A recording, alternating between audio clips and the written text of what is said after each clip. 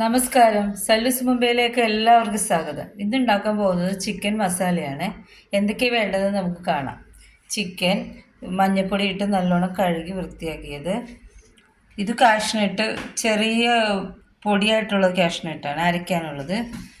ഇത് സവാള, കറിവേപ്പില, ഇഞ്ചി, തക്കാളി, വെളുത്തുള്ളി. ഇത് മുളക് പൊടി, കാശ്മീരി മുളക് പൊടി, കുറച്ച് മല്ലിപ്പൊടി, പെരിഞ്ജീരകം, കുരുമുളക്, മഞ്ഞൾപ്പൊടി, ചിക്കൻ മസാല. നമുക്ക് എടുത്തു വെച്ച ഈ മസാലകളെല്ലാം ചിക്കനിലേക്ക് ഇടാം.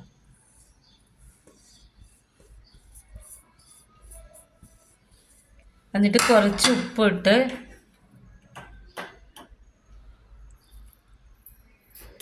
നല്ലോണം മിക്സ് ചെയ്യാം.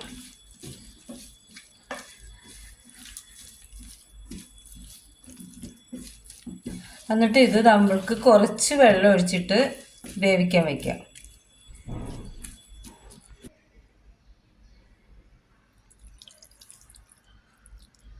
ഇത് മിക്സ് ചെയ്തിട്ട് നമുക്ക് ഇത് സ്റ്റൗവിൽ വെച്ചിട്ട് വേവിക്കാം. ചിക്കൻ ഇപ്പോൾ അടുപ്പിൽ വെച്ച് എന്നിട്ട് നമുക്ക് മൂടി വെച്ച് കുറച്ച് നേരം വേവിക്കാം. ചിക്കൻ വേകുന്ന സമയം കൊണ്ട് നമുക്ക് ഈ മസാല സെറ്റ് ചെയ്യാം. നമുക്ക് എണ്ണ ഒഴിക്കാം. ഗ്രൗണ്ട് നട്ട് ഓയിലാണ് ഞാൻ ഉപയോഗിക്കുന്നത്. ആദ്യം നമുക്ക് സവാള ഇടാം.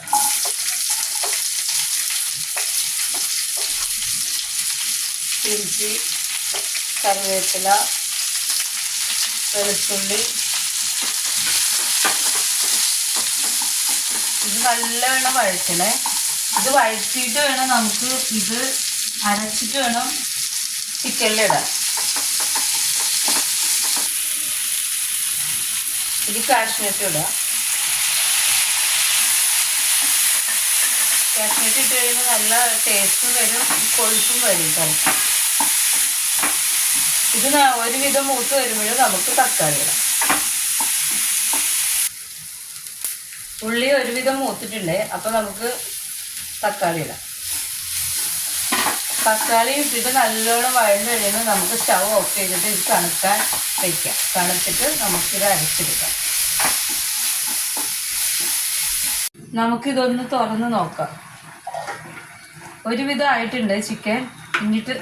എന്നിട്ട് നമുക്ക് ഈ അരച്ചു വെച്ച മസാലയില്ലേ, അത് ഇതിൻ്റെ അകത്തോട്ടിടാം.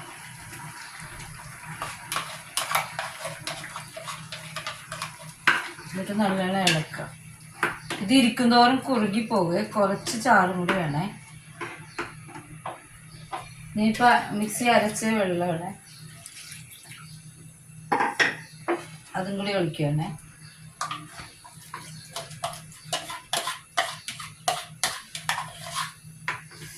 എന്നിട്ട് കുറച്ച് മല്ലിയിലയും കൂടി ഇട്ടിട്ട് നമുക്കിത് അടച്ച് വെച്ച് വേവിക്കാം. മല്ലിയില ഞാൻ ഫ്രീസറിൽ വെച്ച മല്ലിയിലയാണ്. അതായി കളർ. എന്നിട്ട് നമുക്കിത് ഒന്ന് അടച്ച് വെച്ചിട്ട് ഒരു 5 മിനിറ്റ് ഈ ഗ്രേവിയൊക്കെ പിടിക്കാം. ഇനി ഇത് നമുക്ക് തുറന്ന് നോക്കാം. ആയിട്ടുണ്ട്. ഇതിലേക്ക് നമുക്ക് പച്ചമുളക് രണ്ടെണ്ണം, കുറച്ച് കസ്തൂരി മേത്തി,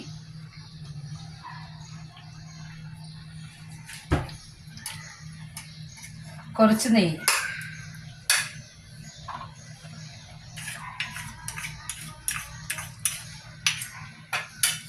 കുറച്ച് പെരിഞ്ജീരകപ്പൊടി,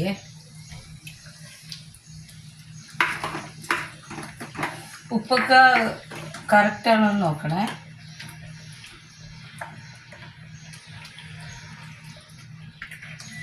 ഉപ്പൊക്കെ നല്ലോണം ഉണ്ട് ആവശ്യത്തിന്. ഈ കറി എല്ലാവരും ഒന്ന് ഉണ്ടാക്കി നോക്കണേ. നല്ല കറിയാണ്. ചപ്പാത്തിക്കും പൊറോട്ടയ്ക്കും എല്ലാം ഉപയോഗിക്കാം. നെയ്ച്ചോറ് അതിനെല്ലാം ഉപയോഗിക്കാൻ പറ്റുന്ന കറിയാണ്. എല്ലാവരും ലൈക്ക് ചെയ്യണം, ഷെയർ ചെയ്യണം, കമൻറ്റ് ചെയ്യണം, സബ്സ്ക്രൈബ് ചെയ്യണം. Thank you.